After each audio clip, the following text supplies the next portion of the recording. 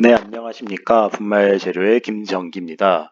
저번 시간, 이제 우리가 첫 수업 시간부터 저번 시간까지 배웠던 내용에 대해서 리뷰를 한번 해보자면은, 기본적으로 우리가 분말이 뭔지에 대해서 한번 배웠었고, 이 분말을 어떻게 제조하는지에 대해서 배웠죠. 그리고 이 제조한 분말을 이제 특정 형상을 만들어야 되니까 이 녀석들을, 네, 제조를 한 녀석들을 성형을 하는 그런 과정을 거쳤습니다. 그래서 성형하는 과정이 대표적으로 이제 분말 압축이 있었고요. 그리고 그 사출 성형이 있었죠. 네, 이렇게 두 가지 공정을 거치고 난 다음에 최종적으로 성형체를 얻었어요. 근데 저번 시간 제가 이 성형을 하면서도 항상 말씀을 드렸지만 이 성형체의 강도는 생각보다 높지가 않습니다. 그래서 막상 우리가 보게 되면 이 녀석들이 대부분 기계적 결합으로 이루어져 있는데 결합이나 어, 바인더에 의해서 분말이 묶여 있는데 이 녀석들이 이제 최종적으로 그 힘을 조금만 주더라도 쿠쿠다스처럼 바사삭 부서지는 것을 확인할 수 있었습니다. 자, 이런 식으로 이제 성형체의 강도가 굉장히 낮기 때문에 실제로 이 그냥 단순 성형을 하고 난 다음엔 재료를 쓰기가 네, 상당히 어렵습니다. 그렇기 때문에 이걸 결합력을 높여주기 위해서 뭐 금속 간 결합을 네, 만들어 줘야 되는데 제일 쉬운 방법이 추가적인 에너지를 가해가지고 뭐 확산을 시킨다든지 그런 방법도 있겠죠. 그런 방법들을 적용을 해서 어, 결합을 시키는 건데 그 확산시키려면 에너지가 필요하겠죠. 근데 에너지 주는 제일 쉬운 방법이 온도를 주는 방법일 겁니다. 그래서 이런 온도를 주는 공정을 바로 우리가 이번 시간에 배우게 될 소결, 영어로는 신터링이라고 이제 얘기를 하게 됩니다. 자, 그래서 그 이번 시간에는 이 소결 공정이 과연 어떤 원리로 이루어지는지에 대해서 한번 보도록 하겠고요. 요걸 이제 소결 이론이라고 하고 이 소결 이론에 기반해서 상당히 다양한 소결 공정들이 있는데 그 소결 공정에 대해서 한번 알아보도록 하겠습니다. 자, 기본적으로 우리가 소결이라고 하면은 재료의 온도를 올리는 공정이에요. 재료의 온도를 올리는 공정이기 때문에 원자들이 확산이 잘 되겠죠. 그리고 두 번째로 이 녀석들이 이제 표면 각각 그 입자들이 이런 식으로 따로따로 있으면은 표면이 상당히 클 겁니다. 표면이 상당히 높은데 이 표면이 상당히 높으면은 표면 에너지가 어떻겠어요? 크겠죠. 이 표면 에너지가 크다는 뜻이 뭐죠? 에너지가 항상 높으면은 불안정하죠. 자, 그래서 이거를 낮춰줘야 될 겁니다. 그래서 그 표면 에너지를 낮춰주는 효과 역시 이 소결 공정 중에 나타나게 됩니다. 자, 그러면 이런 소결 공정들이 일어나게 되면 대표적으로 이런 그림, 우리 흔히 이런 그림들을 봤을 건데 이 그림들이 왜 나타나는지에 대해서 알아야 될 거예요. 이걸 알기 위해서는 크게 세 가지의 요소를 알아야 되는데 첫 번째가 이제 소결이 일어나는 구동력, 그러니까 이 녀석이 왜 일어나는지를 알아야 되고 두 번째가 이 소결이 어떤 기구를 이용해서 나타나는지 알아야 될 거고 세 번째가 이 소결 기구에 의해서 공정이 진행됐을 때 이런 모양이 최종적으로 어떻게 왜 이렇게 나오는지를 알아야 될 겁니다. 그래서 각각에 대해서 간단하게 서머리를 좀 하고 진행을 하려고 하는데요. 첫 번째로 이제 드라이빙 포스 같은 경우는 이게 기본적으로 표면 에너지 줄이려고 나타나는 거죠. 표면 에너지 줄이려고 나타나는 거니까 이런 식으로 두 개가 접해 있으면은 이 접해 있을 때에 요 사이 공률 있잖아요. 요 공률로 이제 얘를 정의를 하게 됩니다. 구동력을. 그래서 공률 일반 뭐 뒤에서 설명드리겠지만 공률이 이제 작으면 작을수록 이제 네, 공률이 작다는 게 뭔 뜻이냐면 이게 이런 식으로 이제 들어가 있는 원의 크기가 작다는 뜻이에요. 이 원의 크기가 작으면 작을수록 구동력이 크다는 거고 두 번째로 신터링 그 이런 과정에 의해서 이제 원자들의 이동이 일어나게 되는데 이 원자들의 이동이 일어날 때 그 과연 어떤 기구에 의해서 이제 소결이 일어나는지에 대한 학습이 필요할 겁니다. 그래서 요거를 이제 소결 기구라고 하는데 뭐 크게 표면에서도 이런 식으로 이동이 일어날 수 있을 거고 내부에서도 이런 식으로 이동이 일어날 수 있을 거예요. 이 두 가지 기구에 대해서 정확히 어떤 기구들이 있는지에 대해서 알아봐야 될 거고 그래서 최종적으로 이런 기구에 의해서 이제 전체적인 입자의 형상이라든지 기공의 모양이 바뀌게 되는데 이 전체 그 기공이 단계적으로 바뀌는 형상이 좀 차이가 있어요. 그 차이를 크게 3단계 정도로 나눌 수 있는데 그 3단계에 대해서 최종적으로 알아보는 시간으로 이제 소결 이론에 대해서 학습하도록 하겠습니다. 우선 첫 번째로 이제 그 아까 얘기했던 구동력에 대해서 먼저 얘기를 해볼게요.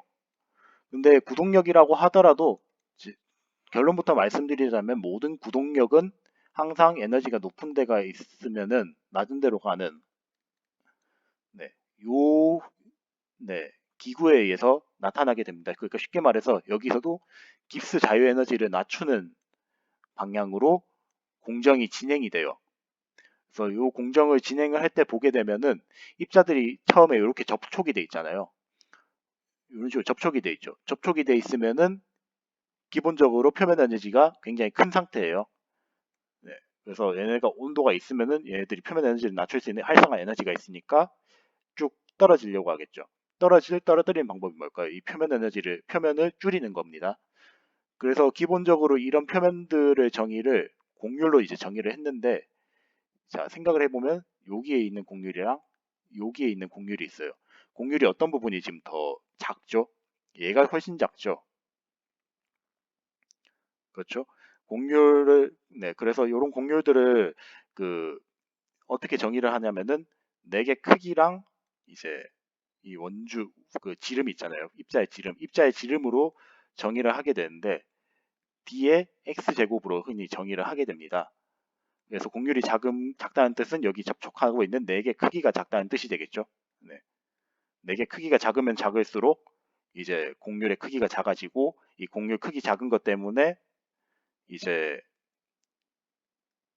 네, x에 반비례 하잖아요. x가 줄어들면은 이제 시그마가 커지게 돼서 이 사이에서 작용하는 압축 힘이 커지게 되는 겁니다. 그래서 공률 강도는 네, 그러니까 표면 에너지랑 연동이 돼 있고 이게 작으면 이 공률이 작을수록 표면이 크기 때문에 이제 강도가 커지는 네, 그런 현상이 나타나서 이제 압축 응력이 여기서 발생을 하게 되고 그리고 요 압축 응력이 발생하면 발생을 이런 식으로 이제 발생하는 건 이제 이해를 하셨을 건데 이 압축이 발생하는 크기가 4개에 의해서도 차이가 있겠지만은 입자의 크기에 의해서도 차이가 발생할 수 있어요. 그래서 입자 크기도 여기 식을 보게 되면 dx 제곱인데 d가 작아지면은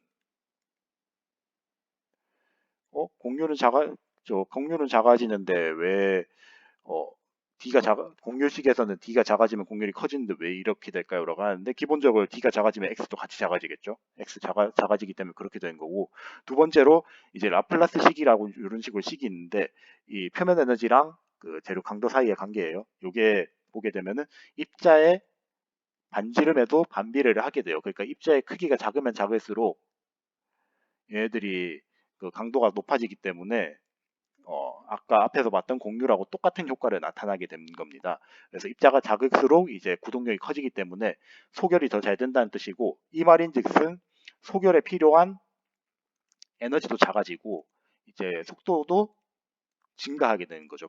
이런 관계를 가지게 돼요. 그래서 쉽게 말해서 더 낮은 온도에서 소결이 일어나고 더 빠르게 소결이 일어날 수 있다는 겁니다. 네. 그리고 또한 추가적으로 기본적으로 여기 작용하는 힘이 압축 응력이죠. 그럼 만약에 여기서 외부에서 압축 응력이 작용이 되면 어떻게 될까요? 외부에서 압축 응력이 이제 작용이 되면은 이제 원래 원래 우리가 기본적으로 줘야 될 압축 능력에 대해서 비해서 힘이 더 가해졌죠. 그러면은 이제 소결에 필요한 힘이 추가적으로 더 가해지는 거니까 조금 더 소결을 선호하는 방향으로 이제 반응이 진행이 될 수 있고, 또한 추가적으로 만약에 표면에서 이제 화학적인 반응이 그 온도가 높아지면 화학적 반응이 잘 일어나잖아요. 이런 반응들이 잘 일어나면은 안 그래도 얘네들이 확산해서 엉겨 붙으려고 하는데 더 잘 엉겨 붙겠죠. 그런 엉겨 붙음이 더 증대가 되기 때문에 이제 소결이 더 잘 될 수 있을 겁니다. 그래서 왼쪽의 그림을 보면 아시겠지만은 최종적으로 이제 곡률, 그러니까 서페이스 프리 에너지, 그리고 가해지는 압력, 그리고 화학적 반응, 요 세 가지 요소에 의해서 이제 소결이 가속화될 수 있고, 이로 인해서 치밀화된 재료를 얻을 수 있게 됩니다. 네, 그래서 이런 구동력에 의해서 나타난 요건 이제 입자 크기에 따른 효과인데, 보시면 딱 봐도 알겠지만 강도 입자 크기 작아지면 작아질수록 그 밀도 높아지는 거 확인했죠? 네, 요거는 쉽게 이해할 수 있을 거고, 하여튼 그런 요런 구동력에 의해서 그 소결이 발생을 하게 되면은 기본적으로 원자 이동이 일어나면서 일어나겠죠. 그럼 이 원자 이동이 크게 표면에서도 일어날 수 있을 거고, 그리고 내부에서도 일어날 수 있을 거예요. 그래서 각각 이제 일어나는 반응들을 정리한 표가 요 매스 트랜스퍼, 쉽게 말해서 이제 요게 이제 즉 소결에 나타나는 기구거든요. 네, 요 기구에 대해서 한번 알아보도록 하겠습니다. 기본적으로 이제 표면하고 내부 각각 세 개의 기구가 있어요. 첫 번째로 표면에서 출발해서 표면 쭉 타고 들어와서 이쪽으로 갈 수 있겠죠. 요게 이제 첫 번째고, 두 번째가 표면에서 시작해서 내부로 갔다가 표면으로 오는, 네, 이런 최적 확산이 있을 거고, 세 번째가 얘가 날아갔다가 다시 들러붙는 이런 기구가 있을 거예요. 이게 바로 이제 증발 응축 기구입니다. 근데 여기서 보시면 아시겠지만은 고체죠. 기본적으로 입자는 고체인데, 고체에서 기체 갔다가 고체 가는 게 그냥 고체에서 바로 고체 가는 것보다 더 어렵겠죠. 더 많은 에너지가 필요할 겁니다. 그래서 3번은 거의 잘 안 일어나고 대부분 1번, 2번에 의해서 표면 이동이 일어난다고 보시면 될 거예요. 그리고 이 표면 이동이 일어날 때는 기본적으로 얘네들이 표면에서만 쭉 이동하잖아요. 그러면은 내부에 볼륨 변화가 거의 없죠. 네, 그래서 수축이 일어나지 않고, 그리고 이게 주로 이쪽 넥 영역에 자꾸 모인다 했잖아요. 불안정하니까 이쪽에 모이게 되면은 넥의 크기가 점점 커지는, 네, 현상이 발생을 하게 됩니다. 이게 이제 표면 기구고, 두 번째로 이제 최적 기구 같은 경우는, 첫 번째로 이제 기본적으로 우리가 입자들 안에 보면 결정립계 다 있죠. 결정립계가 있으면 결정립계가 상대적으로 격자보다는 확산 계수가 더 높아요. 왜냐하면 결정립계가 조금 더 이 패킹 레이시오가 낮기 때문에 그런 거고요. 충전율이 낮아서 그런 거, 덜 빽빽해서 그렇고, 이 통로를 통해서 얘네들이 확산을 할 수 있을 겁니다. 이게 바로 결정립계 확산이고, 두 번째로 얘네들 내부에 있더라도 이런 식으로 그 내부에서 계속 이동할 수 있겠죠. 이번 그 표면에서 이 안쪽으로 이동하는 것 똑같이 이런 최적 확산이 일어날 수 있고, 마지막으로 어, 얘네들 입자 안에도 전이들 존재하겠죠. 이 전이들 존재하는데, 제가 아까 전에 뭐라고 했죠? 이런 곡률 같은 것 때문에 압축 응력 생긴다 했죠. 응력 생기면 어떻게 돼요? 전이들 이동하죠. 그 이동하는 것 때문에 그 전이면들이 이동하면서 원자들이 이동할 수 있습니다. 그래서 이런 소성 유동까지, 네, 함께 다 나타날 수 있어요. 그래서 이런 4, 5, 6 세 가지 기구를 이제 최적에서 이동한다고 해서 최적 이동이라고 이제 얘기를 합니다. 그래서 각각 두 가지의 기구가 나타나게 되고, 최적 이동이 일어날 때 내부에서 이제 원자들 이동이 쭉 일어나기 때문에 최적 볼륨 변화가 나타나는데, 대체적으로는 내부의 결함들을 없애가는 방향으로 일어나기 때문에 수축이 발생을 한다. 그래서 이 정도 차이가 있다는 거 알아두시면 되겠고, 이런 6가지 기구는 잘 알아두시면 좋겠습니다. 자, 그리고 이제 소결이 일어나는 이런 기구에 의해서 이제 소결이 일어나잖아요. 그럼 소결이 일어나게 되면은 이제 형상 변화가 일어나죠. 각각의 형상 변화를 총 4단계로 정의를 할 수가 있는데, 네, 크게 첫 번째는 이제 초기 상태라고 하게 되고, 두 번째는 이제 중기, 마지막에 이제 후기, 이런 상태가 있어요. 네, 그래서 초기, 중기, 후기 상태에서의 상태를 보게 되면 우선 첫 번째는 이건 이제 소개를 하기 전이죠. 그냥 입자만 접촉만 한 상태고 얘네들이 이제 그 공률 때문에 압축이 점점 생기면서 어떻게 돼요? 내기 형성이 될 겁니다. 내기 형성이 되고 내부에 그 기공이 있는데 기공이 이제 상대적으로 좀 불규칙하겠죠, 아무래도. 네, 입자들 형상도 다 다를 거고 하니까. 그래서 이런 현상들이 나타나게 될 거고, 두 번째로 중기 상태에서는 이제 넥이 점점 커지겠죠. 얘네들이 넥이 점점 커지는데 뒤에서 조금 더 자세하게 그 각각의 스테이지에 대해서 자세하게 설명을 드리긴 하겠지만은 이런 포호가 처음에는 이런 식으로 구물 형태로 연결돼 있다가 점점 좁아지면서 기둥 형태로 막 바뀌게 돼요. 그래서 이런 넥의 형상이 일어나게 되고, 그리고 이제 공률이 이제 점점 사라지겠죠. 얘네들이 이제 접합 붙여지니까 공률이 점점 이제 커지게 되고, 그리고 이제 슈링키지, 그러니까 수축이 이제 얘네들 포호가 사라지니까 일어나겠죠. 이런 세 가지 현상이 일어나는 게 중기 상태고, 마지막으로 이제 그 얘네들이 이제 어느 순간 되면은 이게 뭐 쭉 갈라져서 닫혀 있는 포호를 형성하게 돼요. 그래서 닫혀 있는 포호들이 이제 형성이 되면서 이제 이런 포호들이 점점 사라짐에 따라 이제 결정력의 이동이 일어나면서 크기가 커지는데요. 이런 결정력의 이동이 이제 포호에 의해서 방해가 받는다는 거는 석출물이랑 동일한 기구라고 생각을 하시면 되겠습니다.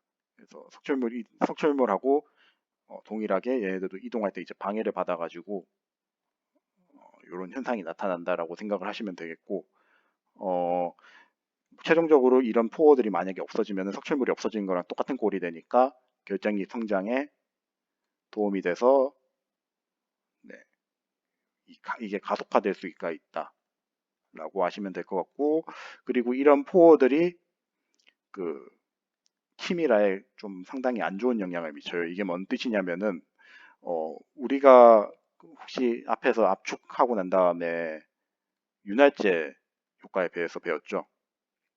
맞죠? 이 윤활제 효과에 대해서 배웠는데 처음에 이제 압력이 가해지면은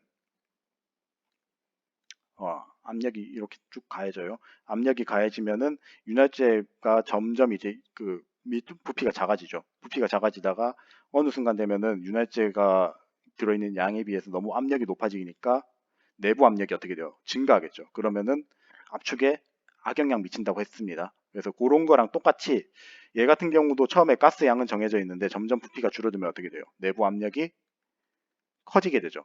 이 내부 압력이 커지게 되면은 결국에는 소결이 일어날 때 저항성이 커지기 때문에 이 포를 없애기가 상당히 어려워요. 그래서 어, 최종적으로 소결이 일어난 제품의 상대 밀도가 100%를 완전히 꽉 채운 경우가 거의 없습니다. 대개 95에서 98% 정도 네, 채우신다고 보면 될 것 같고, 그리고 이런 포들의 분율을 줄이기 위해서는 당연히 가스를 빼내야겠죠. 가스 빼내려면 제일 쉬운 방법은 뭐예요? 그냥 그 가스 농도 없애면 되겠죠. 그러면 진공 상태 만들면 됩니다. 그래서 진공 상태에서 그 소결을 진행하게 되면은 상대적으로 얘보다는 조금 더 높은 밀도를 얻을 수 있다라고 아시면 되겠습니다. 자, 그래서 이제 각각의 초기, 중기, 후기 상태에 대해서 조금 더 디테일하게 볼 건데요. 초기 상태 같은 경우는 아까 앞에서 봤던 그 드라이빙 포스 있잖아요. 구동력. 네, 구동력에 의해서 주로 발생을 하게 되고, 이 구동력에 의해서 이제 그 어, 구동력에 의해서 여기 위에랑 요 구동력에 의해서 이제 확산이 일어나게 되는데 요 식은 이제 봤잖아요. 근데 이제 요 위치랑 요 위치랑에서 이제 기공의 차이가 이것 때문에 이제 기공의 차이가 발생을 하게 돼요. 이제 이게 뭔 뜻이냐면은 그 기공의 농도가 이제 공률이 있는 부분에서 어, 상대적으로 더 많이 존재를 하게 된다는 거고요. 이것 때문에 그러니까 기공이 상대적으로 여긴 적고 많아요. 그러면은 이제 물질은 어떻게 될까요? 이런 식으로 이동해야겠죠. 기공을 채우기 위해서, 기공 밸런스를 맞추기 위해서는. 그래서 기공 농도의 그 역방향으로 이제 매스 트랜스퍼가 일어나게 되고 이게 뭐 요거는 요식 계산해 보시면은 여기가 C인데 요 C가 C0보다 더 커진다는 걸 알 수가 있을 거고 그리고 그 여긴 왜 한글로 해놨지? 여하튼 요거는 제가 영어로 수정하다가 좀 덜 바꿨나 봐요. 여하튼 그래서 요런 그 공공농도 부배에 의해서 확산이 이제 발생을 한다는 걸 이제 설명하기 위해서 요 식이 나와 있는데 어떤 요 그 C랑 C0로 바뀐 다른 것 때문에 그 확산이 일어난다는 뜻이고요.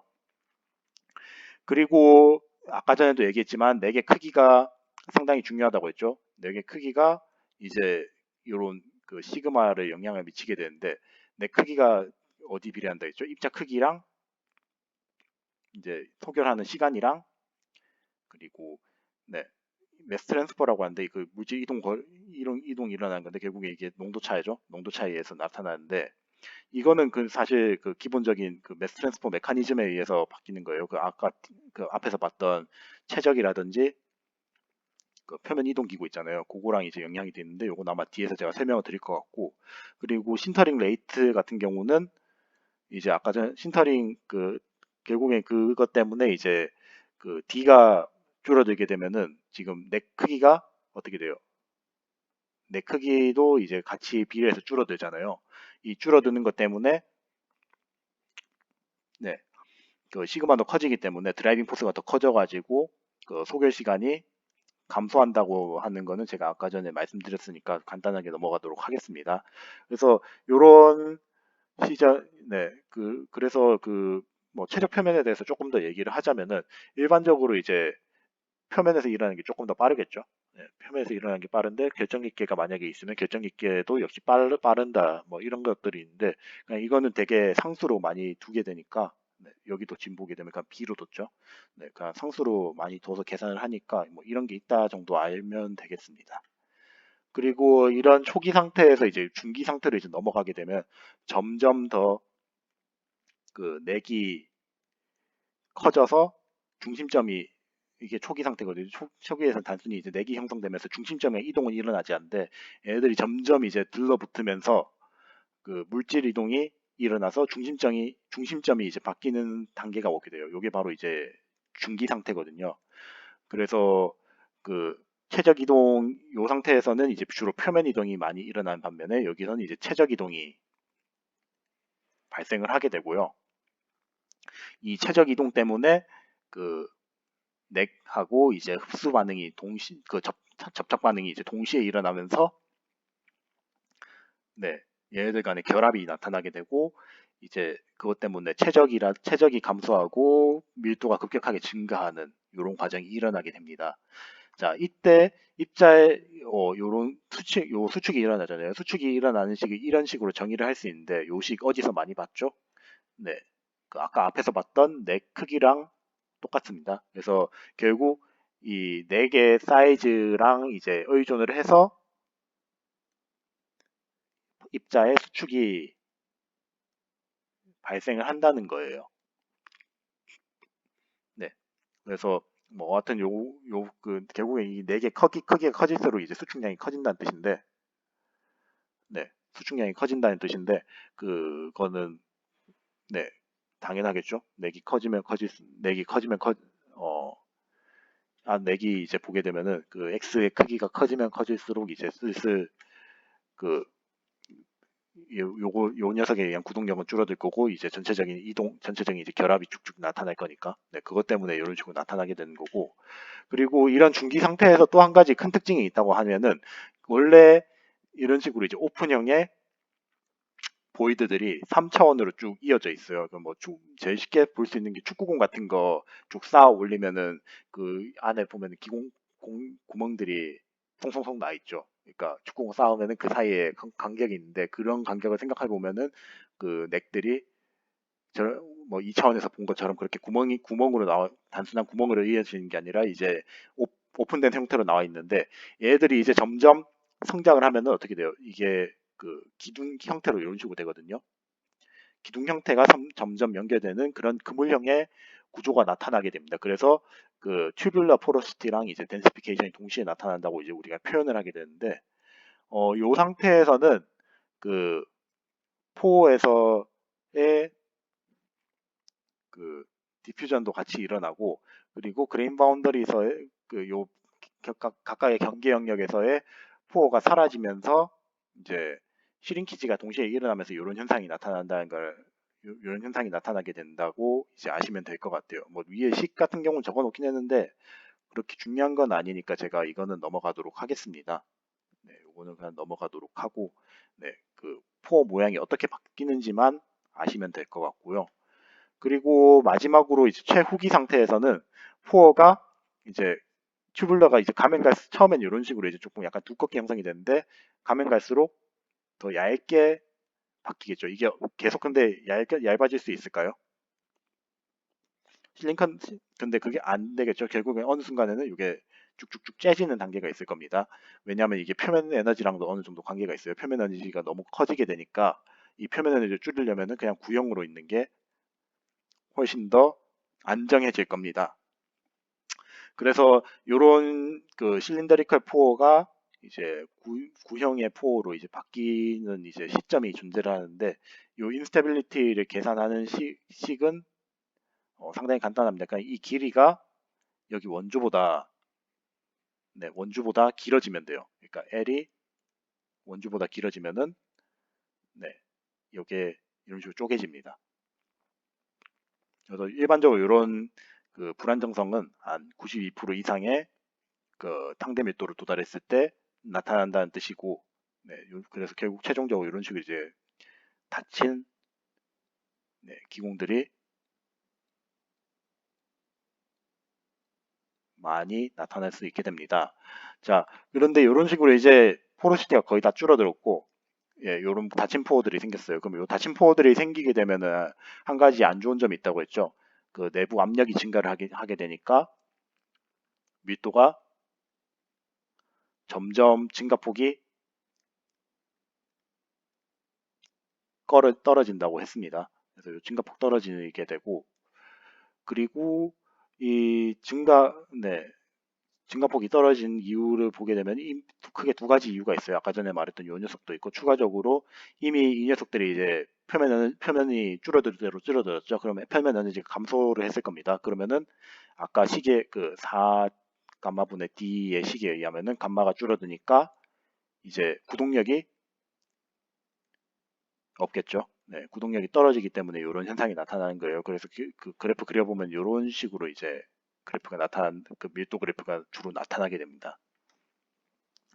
그래서 이 앞에서 이제 포 모양에 대해서 이제 따로따로 설명 안 하고 전반적인 형상에 대해서 제가 설명을 드렸는데 이 포 형상에 대해서 조금 더 중점적으로 보게 되면은 네, 초중후기 상태가 명확한 차이가 있습니다. 그래서 처음에 초기 상태에서 넥이 형성되고 이제 불규칙한 포어가 이제 나타나게 되고 그리고 중기 상태에서는 이제 포어 간의 접촉이 일어나고 이제 기둥들이 이제 쭉 연결이 된다고 했어요. 그래서 그 오픈형의 포어 네트워크 구조가 형성이 되고 그리고 마지막 상태에서는 포어의 분리가 일어나게 되면서 이 녀석들이 이제 쪼개진다 했잖아요. 쪼개지게 되면서 이제 닫힌 형태의 기공들이 많이 형성이 된다.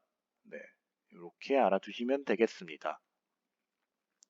그리고 이제 포 그레인 바운더리 인터랙션이라 아까 전에 앞에서 일어난다고 한번 간단하게 얘기를 하고 넘어갔는데 이게 결국 아까 전에 말했듯이 이제 석출물이랑 동일한 역할을 한다는 거고 그레인 바운더리 포가 이제 그 그레인 바운더리 이동을 좀 약간 방해를 하면서 이제 성장 속도를 이제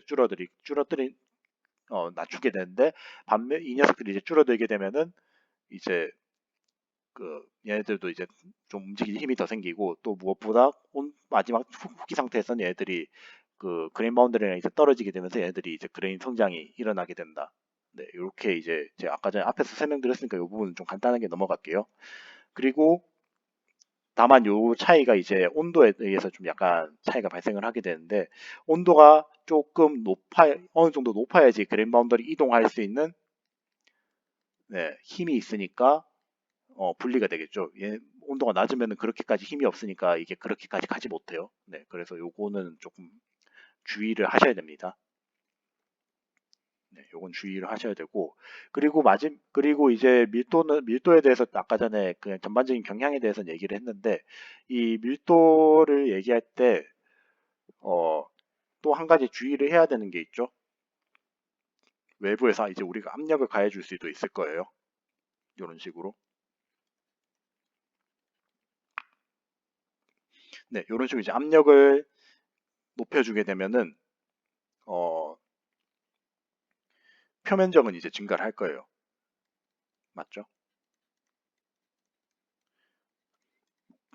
표면적은 이런 식으로 이제 증가를 하게 돼서 압력이 최대한 높아지면 높아질수록 형성되는 넥의 크기 역시 크기가 상당히 커지게 될 거고, 반면 이제 입자들 간의 거리가 줄어들 거예요. 압력이 커지게 되면. 왜냐하면 얘들 초장부터 이제 압력을 주게 되면은 이미 지금 눌린 상태에서 시작을 하죠. 그러면은 안 눌린 상태보다는 눌린 상태가 훨씬 더 얘들이 이미 줄어든 상태에서 시작하게 돼요. L0가 이미 줄어들었죠. 많이 줄어들었으니까 이제 수축량이 줄어들게 될 거예요.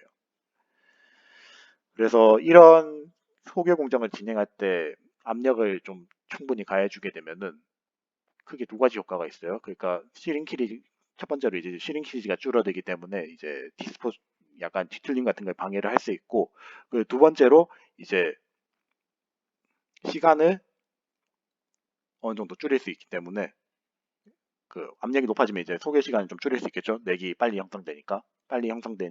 되기 때문에 이제 이래저래 좀 상당히 긍정적인 역할을 하게 됩니다. 그래서 뭐 결론부터 말씀을 드리자면은 소결 공정을 진행을 했을 때 압력을 높이고 상대적으로 좀 큰 입자를 쓰고 이제 신터링 온도를 높이고 뭐 신터링 시간을 줄이고 이제 뭐 균일한 형상을 쓴다라는 뭐 공정 변수를 쓸 수 있는데 어, 얘 같은 경우는 이제 상대적 파인 파티클로 오히려 바꿀 수도 있어요. 왜냐면 파인 파티클 코어스 파티클이 장단점이 있다 했죠. 파인 파티클 같은 경우는 얘들이 기본적으로 이제 압축이 좀 잘 안 돼가지고 이런 효과를 얻기는 좀 어렵지만은 기본적으로 형성된 4개의 양이 많으니까 이제 소개를 가속화시킬 수 있거든요. 그래서 요건 약간 그 장단점이 있다고 보시면 될 것 같고, 그리고 이제 신터링 온도라든지 신터링 시간 같은 경우는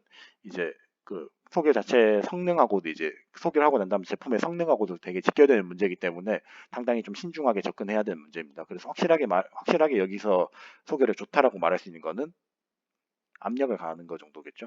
네, 그래서 요거 하나만 알아두시면 될 것 같고, 그 소결 이론에 대해서 간략하게 이제 설명을 드렸습니다.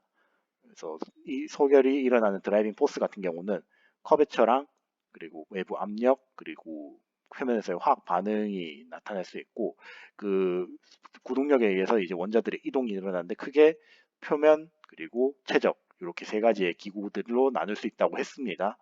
그리고 그 기구에 의해서 그 소결이 일어나게 되면은 입자랑 이제 기공의 형상의 차이가 나게 되는데 크게 3단계로 나눌 수 있다고 했으니까 요거 다시 한번 공부를 좀 했으면 좋겠습니다. 네, 그래서 소결 이론에 대해서 쭉 공부를 진행을 해봤고요. 이 소결 이론에 따라서 이제 실제 소결 공정들을 진행을 해볼 수 있겠죠. 단순하게 이제 단일 분말들 같은 경우는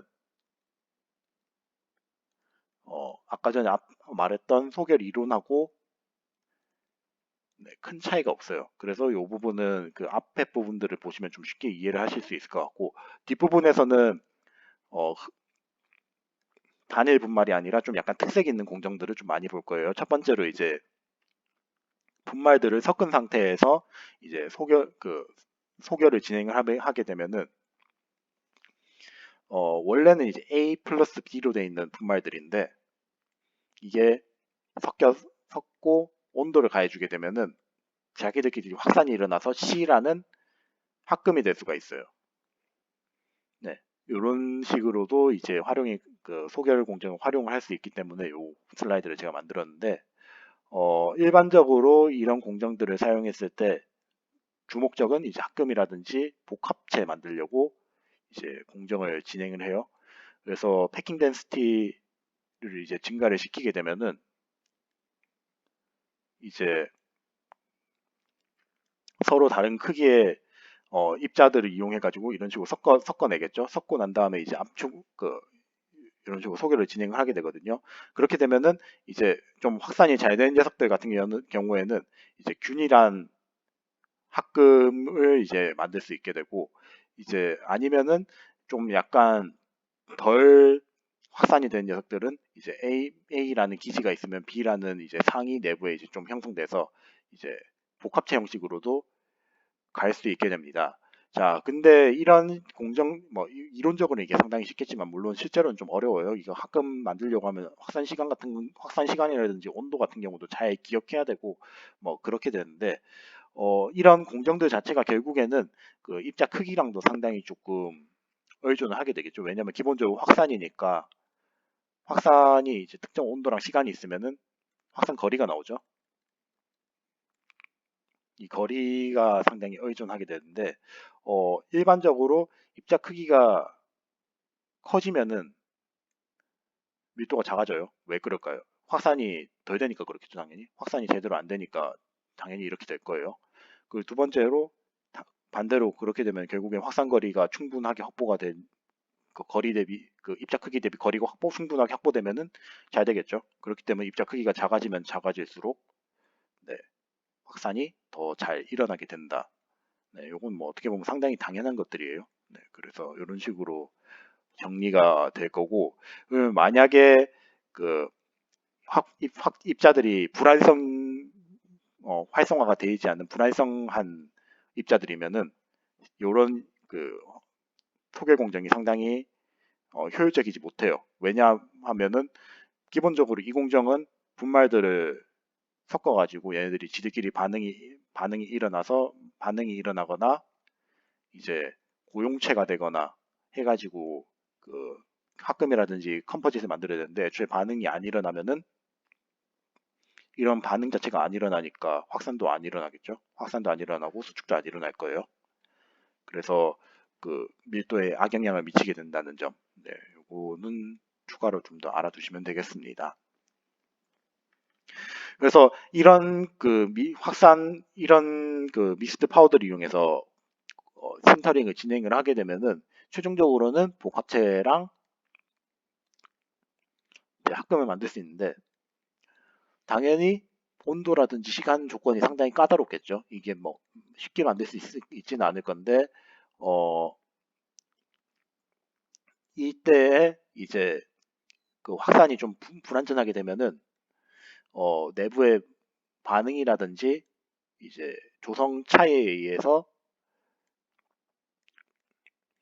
네, 결함이 발생을 하게 됩니다. 우선 첫 번째로 포어는 당연히 생기겠죠. 얘는 생기는 이유가 아까 전하고 똑같은 이유도 있겠지만은 이제 두 상의 경계에서 확산 속도 차이가 나면은 하나는 이제 확산 속도가 빠른데 하나는 느리면은 빠른 쪽으로 이제 좀 더 물질 이동이 많이 일어나니까 그 사이에서 그 기공이 나타날 수 요렇게 기공이 나타날 수 있을 거고, 두 번째로 이제 기본적으로 얘네들이 온도가 올라가죠. 온도가 올라가게 되면 A라는 재료가 있고 B라는 재료가 있어요.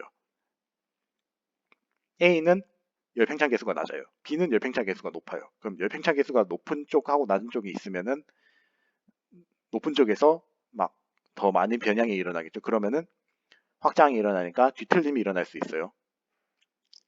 요게 이제 익스펜션이고 팽창이고, 세 번째가 인터메탈릭스 생길 수 있겠죠. 그러니까 만약에 뭐 A, B 원소가 있는데 얘네들 섞이면은 화합물 A, M, B, N 뭐 이런 화합물도 생길 수 있을 거예요.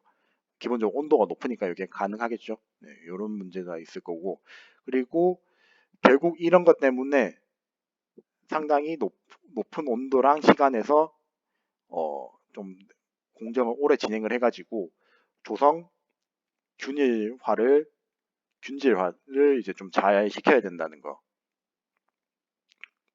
네, 조성 균질화를 좀 잘 시켜야 된다는 거 늘 기억하셔야 됩니다. 네, 그래서 요 총 4가지 정도를 알아주시면 될 것 같고, 그리고 그 다음에 이제 리퀴드 페이스 신터링이라고, 네, 네, 이제 이런 식으로 이제 이상 재료 공정의 그 소개 공정에서의 주의사항을 제가 말씀드렸고, 두 번째로 이제 다른 이상 공정, 네, 이상 소결인데 얘 앞에서는 이제 고상 플러스 고상이죠. 그러니까 서로 다른 분말 A, 분말 B를 이용했는데 솔리드인데 여기서는 이제 A라는 재료가 있고 B라는 재료가 있는데 B가 액체예요. 이 말이 뭔 뜻이냐면은 그러니까 A라는 재료 처음에 이제 A랑 B가 이제 고체로 있는데 온도를 높이게 되면 B가 순간적으로 쓱 녹는다는 거죠. 요런 첨가제를 이용해 가지고 이제 녹여서 점점 들러붙게 만들면 어떻게 될까요? 얘처럼 복합체가 될 수 있겠죠. 이런 복합체를 만드는 공정이 이제 액상소결입니다. 뭐 이상소결을 적용하는데 실제로는 이제 액상소결이 맞고요. 그래서 녹능점이 낮은 첨가제를 첨가를 해서 소결을 하는 공정이라고 생각을 하시면 되겠습니다. 일반적으로 이런 식으로 공정을 진행을 하게 되면은 그 접착력이 상당히 높고 이제 확산계수가 높은 재료를 이제 많이 쓰게 되는데 한 가지 주의해야 될 거라면은 이 베이스 재료랑 이제 첨가제 사이에서 소위 말해서 이제 저점성이라는 게 되게 좋아야 돼요. 이게 뭔 뜻이냐면은 A라는 재료가 있고 B라는 재료가 있는데 서로 자기들끼리 치러가지고 이런 식으로 돼버리면은 네, 이런 식으로 그냥 퍼지지 않으면은 결국에는 이게 퍼지지 않아가지고 옆으로 쭉 퍼지지 않아가지고 기공이 그대로 남아 있거든요. 네, 기공이 그대로 남아 있기 때문에 상당히 안 좋은 결과를 발생을 하게 되고 그리고 저점성이 좋은 재료들 같은 경우는 이게 옆으로 쭉 퍼지니까 어떻게 됐어요? 이런 식으로 이제 균질하게 만들기가 상당히 쉽겠죠. 네, 그 뜻을 얘기하는 겁니다. 그래서 저점성 같은 경우도 결국엔 표면 에너지랑 좀 관련이 많이 있는데, 뭐, 요 에너지식 같은 경우는 아마 상변태라든지 연력학에서도 자주 봤을 거예요. 결국에는 기체에 대한 에너지가, 아, 고체 액체에 대한 표면 에너지 플러스 액체 기체에 대한 에너지의 합이 이것보다 안정해야겠죠. 그러니까 얘의 에너지 값이 더 커지면은 이제 얘가 불안정하니까 얘 두 개가 이제 커버를 해야 되니까 쭉 펴지겠죠.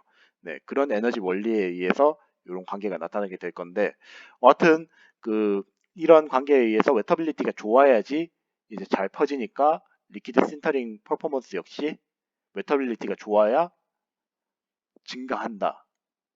네, 이렇게 알아두시면 되고, 그리고 그 고상의 금속이 어, 이 액상하고는 어느 정도 고용체 관계가 있어야 돼요. 이게 뭔 뜻이냐면 FEC처럼 그 C가 FE에 어느 정도 녹는 것처럼 얘도 그 액상에 어느 정도 녹아가지고 고용체를 만들 수 있어야지 좋은 복합체가 될 수가 있다는 겁니다. 그래서 뭐 각각 기구의 뭐 이런 베이스에 의해서 기구를 총 세 가지 정도로 나눌 수가 있는데 초기 상태에서는 이런 그 요건 제가 밑에 설명했으니까 생략할게요. 이거 메타빌리티 나쁘면 당연히 이게 서로 밀어내고 막 그러니까 기공밖에 형성 안 되겠죠. 그래서 상당히 안 좋은데 얘는 이제 서로 이제 점점 이제 쭉 퍼지면서 얘를 끌어당기니까 기공이 줄어드니까 당연히 좋은 거고 이런 기구들이 일어나면 첫 번째는 이제 그 액상이 액화가 되면서 그 쭉 퍼지겠죠 주변에. 네. 그 쭉 펴지는 이유는 얘네들이 좁으니까 모세관 현상이 일어나서 이렇게 되는 거예요. 네, 그래서 네, 쭉 퍼지는 단계가 초기 단계고 두 번째는 이제 얘네들에 의해서 어,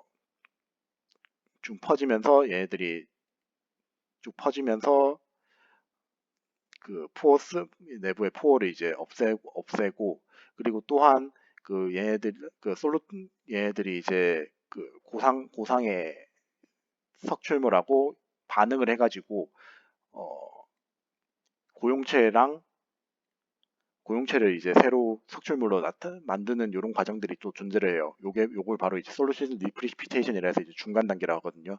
뒤에서 아마 조금 더 자세하게 설명을 드릴 겁니다.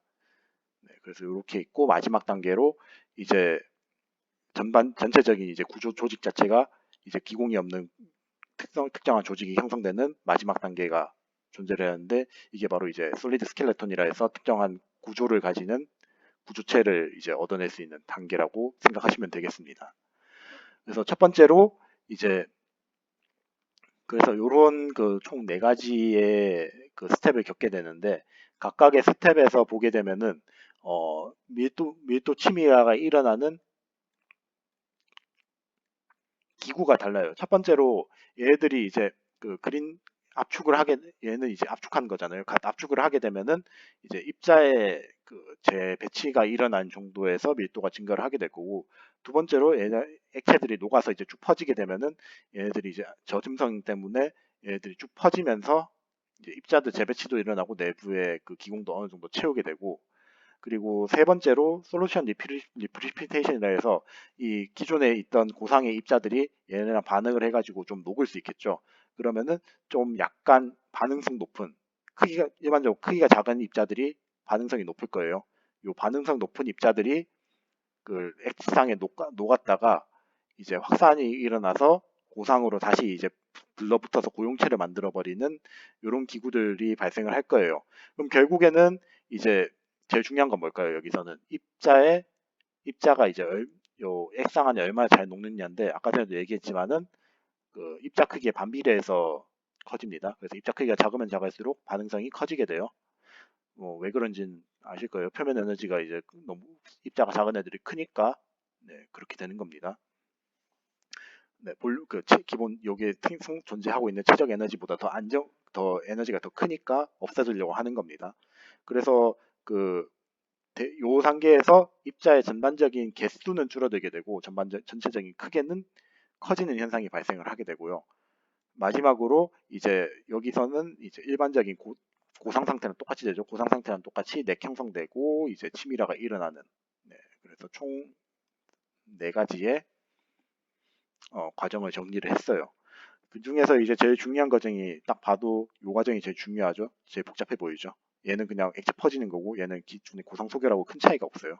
네, 그래서 3번이 제일 중요한데 요 3번을 좀 중점적으로 갖다 놓게 되면은 어, 요 상태에서 기본적으로 액체가 쭉 퍼져 있어요. 액체가 쭉 퍼진 상태에서 입자가 작은 애들이 녹아 들어간다 했죠. 녹아 들어갔다가 입자가 큰 쪽으로 점점 달라붙어서 원래 입자 크기가 요 정도였던 애들이 요 단계가 지나고 나면은 입자가 이렇게 커지게 돼요. 근데 한 가지 주의해야 되는 거 여기 농도랑 여기 농도 차이 있습니다. 왜냐하면 얘가 고용체이기 때문에 그래요.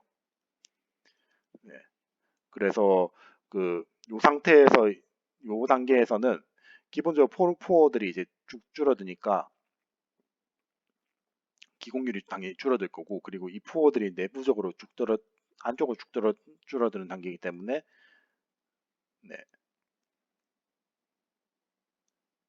수축 역시 이제 동시에 일어나게 됩니다. 그래서 요 단계가 요게 동시에 일어난다는 거 좀 알아두시기 바라고 이런 수축은 결국에는 입자 크기 이제 요 녹는 거 고용도 그리고 소결 시간에 의존을 한다는 거 알아두셨으면 좋겠고 그리고 코어스 파티클이랑 이제 그렇게 그 말인즉슨 쉽게 말하자면 뭐냐면 입자가 너무 클 경우에는 얘네들이 잘 안 녹으니까 솔로빌티가 안 좋으니까 얘네들이 잘 안 움직이려고 하겠죠. 그래서 그 치밀화가 방해를 받는다는 거. 네, 여기까지 알아두셨으면 좋겠습니다. 그래서 총 두 가지 알아두시고 그리고 포로시티가 이제 감소를 하게 되면 포로시티 자체가 이제 기본적으로 액체 양이 좀 프랙션이 되게 많아지면은 좀 잘 녹겠죠. 네, 그거만 얘기한 거니까 좀 쉽게 알 수 있을 겁니다. 그래서 하여튼 이런 식으로 이제 그 정의를 하게 되면은 최종적으로 신터링 시간이 증가함에 따라서 이 솔루션 리프리피테이션에 의해서 그 밀도가 좀 증가를 하는 거를 알 수가 있고요. 그리고 그 마지막으로 이제 뭐 이거는 공통적으로 좀 해당이 되는 부분일 거예요. 그 재료 액상 소결에서만 나오는 건 아닌데 이게 고상으로도 할 수 있거든요. 어떤 뭐 결론부터 말씀을 드리자면은 이제 얘네들이 만약에 그 고상하고 고상이 접촉을 하고 이제 액상이 여기 밖에 있어요. 그러면은 표면 에너지의 밸런스가 형성이 되겠죠. 고상 사이에서 형성되는 계면 에너지랑 그리고 고상 액상 사이에서 형성되는 계면 에너지가 있을 건데 이 계면 에너지의 합이 이런 식으로 나오겠죠. 그래서 만약에 이 세타가 네, 세타가 각도 세타가 요 에너지 밸런스에 이제 의존을 하니까 이 특정 세타가 어, 세타에 의해서 이제 최종적인 이제 이 소결체 결정이 평상이 이제 결정이 되는 거고, 그리고 두 번째로 이제 솔리드 본딩이 이제 입자가 커지면 커질수록 예, 증가하게 됩니다. 그래서 아까 전에 보면 아시겠지만은 이게 전반적인 입자 크기가 되게 커지게 되면은 이 입자 크기가 커진 것 때문에 얘들 고상 간의 결합이 조금 더 커져요. 왜냐하면 이게 그 입자가 커질수록 이 입자들 간에 연결되어 있는 개수가 증가하기 때문에 그렇게 되는 겁니다. 그래서 요거는 뭐 그렇게까지 메이저한 팩터는 아니고 제일 중요한 부분은 사실 요 부분이에요. 그래서 요 부분만 좀 액상 소개로해서는 확실하게 알아주셨으면 좋겠습니다. 자, 그래서 그 앞에서 배웠던 소결 이론의 베이스를 해가지고 이제 소결 기술에 대해서도 이제 안내를 좀 약간 배웠는데요. 결국 크게 두 가지였죠. 분말을 섞은 경우랑 섞었는데 얘네들이 좀 더 고체 상태를 유지하면서 소결이 일어나는 거랑 이제 둘 다 섞었는데 하나가 이제 액체 그리고 플러스 고체가 되는 상태의 액상 소결 기구가 있었어요. 그래서 고상 얘네 같은 경우는 이제 주로 합금이라든지 이제 복합체 같은 거 제조할 때 상당히 좀 많이 쓰인다고 얘기를 했고, 얘 같은 경우는 이제 한쪽이 이제 특별하게 높는데 이런 식으로 일어나는 대표적인 재료가 뭐냐면은 텅스텐이에요. 텅스텐이랑 코발트 쓰면은 이런 식으로 많이 나타나는데, 자, 일반적으로 텅스텐 같은 경우는 녹는 점이 3500도 정도 되니까 거의 안 녹아요. 거의 안 녹기 때문에 이 자체만으로 소결을 한다는 거는 거의 불가능하다고 보시면 됩니다. 하지만 코발트가 같이 들어가게 되면은 이제 코발트의 녹는 점은 한 1300, 코발트 녹는 점 한 1200에서 1300 정도 좀 꽤 낮거든요. 텅스텐에 비해서. 그래서 얘네들이 이제 녹으면서 액상화가 되면은 얘랑 반응을 해가지고 고용체를 만들 수 있게 돼요. 고용체 만들면은 이제 텅스텐이 조금 기존에 있던 텅스텐에다가 녹았던 텅스텐들이 좀 더 들러붙게 되면서 이제 조대가 일어나겠죠. 그러면서 텅스텐 코발트 복합체를 소결 복합체를 만들게 되는데, 요게 앞에서 그냥 봤던 요 텅스텐보다도 강도가 더 좋기 때문에 어, 공구 같은데 상당히 많이 쓰이는 재료라고 생각을 하시면 되겠습니다. 그래서 하여튼 요런 그 과정이 일어나는 총 3단계에 대해서 학습을 했고, 그 최종적으로 그 치밀화 공정까지 학습을 진행을 했습니다. 네, 자, 그래서 이제 우리가 공정을 이제 진행한 걸 플로우를 다시 한번 보게 되면은 분말 제조를 했고, 그리고 분말 제조를 하고 난 다음에 모양 만들었죠. 자, 성형했고, 그리고 소결까지 했어요. 그러면은 이제 어느 정도 강도가 증가는 했을 건데, 근데 치밀화 되는 퍼센트가 아까 전에도 얘기했지만 95에서 98% 정도로 100%까지 치밀화 된다고 안 했죠.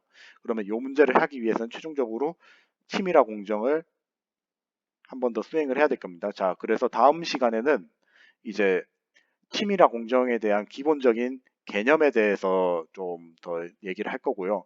그리고 전반적인 치밀화 공정이 대표적으로 어떤 것들이 있는지 확인을 해서 이 95에서 98% 되는 녀석들을 100%의 상대 밀도를 어떻게 만드는지에 대해서 학습을 진행을 하도록 하겠습니다. 자, 그럼 이번 주 고생 많으셨고 다음 주에 뵙도록 하겠습니다. 감사합니다.